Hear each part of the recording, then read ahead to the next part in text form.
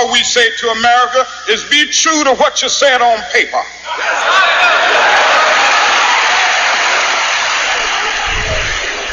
If I lived in China or even Russia or any totalitarian country, maybe I could understand some of these illegal injunctions.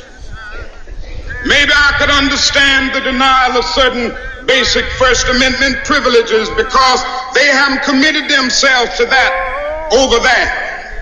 But somewhere I read of the freedom of assembly.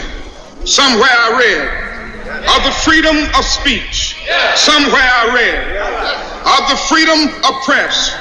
Somewhere I read that the greatness of America is the right to protest far right.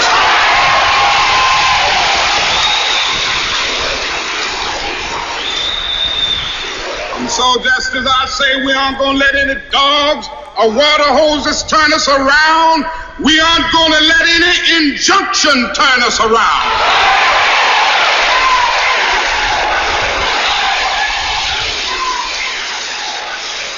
Well, I don't know what will happen now. We've got some difficult days ahead. But it really doesn't matter with me now because I've been to the mountaintop. I don't mind. Like anybody, I would like to live a long life. Longevity has its place. But I'm not concerned about that now. I just want to do God's will. And He's allowed me to go up to the mountain. And I've looked over and I've seen the promised land. I may not get there with you, but I want you to know tonight that we as a people will get to the promised land.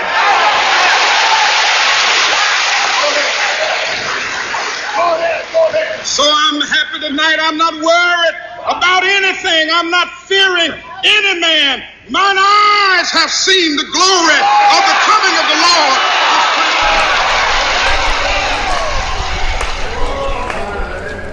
Just look at somebody that's standing next to you. Grab their hand and say to them, friend, it's always the right time to do what's right. Now look at him and say, let's do it. Let's do it. When we let it ring from every village and every hamlet, from every state and every city, we will be able to speed up that day when all of God's children, black man and white man, Jews and Gentiles, Protestants, Protestants and Catholics will be able to join hands in singing the words of the old Negro spiritual. Free at last, free at last. Thank God Almighty, we are free at last.